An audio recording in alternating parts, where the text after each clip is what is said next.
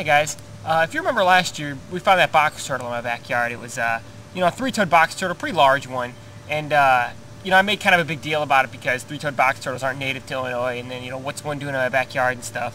So I've seen that one again this year, hanging around back there, and I'm not sure if it's connected or not, but just recently, like probably a couple weeks ago, I found this hanging out in my backyard. This is a tiny, tiny box turtle. This is probably the smallest box turtle I've ever seen. I mean, it's really very, very small. Obviously a fresh hatchling this year. I mean, there's no way this is more than a year old. But it's really awesome. And the reason I think maybe possibly connected to that three-toed that lives back here is because if you look back here on his hind foot, it sure is tiny, but he's got three distinct toes, and then it's got this kind of like half toe. So what that, to me, my first reaction to that is possibly that three-toed box turtle, which was, I believe, a male, if I remember correctly, maybe mated with an eastern box turtle, which are very common around this area.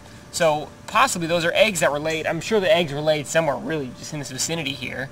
And, if that was a three-toed mixed with an eastern box turtle, maybe this is the result you get. Maybe you get a three-toed box turtle with sort of a half toe.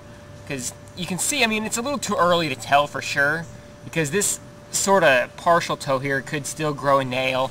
I mean, you can see it doesn't have a toenail or anything. But, I mean, that could still grow a tail. This actually could just be a straight-up eastern box turtle.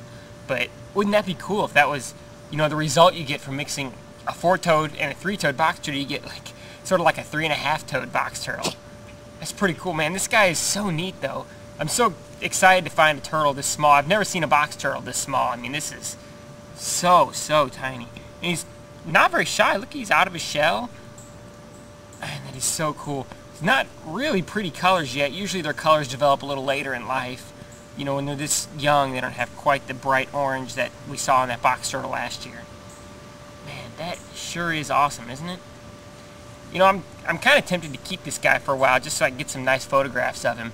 This is almost too cool just to let live back here because, I'm afraid a raccoon or something. I've seen raccoons back here several times, and I'm afraid a raccoon or, just the neighbor's cats or something will get this guy. That really would be a shame if this guy got ate up. So, maybe we'll take care of him for a little while, make sure he gets a little bigger than this, because this is, I mean, you can feel his shell is still soft.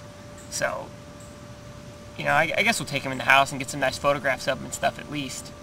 But we're going to get out of here now. I just thought I'd show this to you guys. This is really a very small box turtle. He's so cool.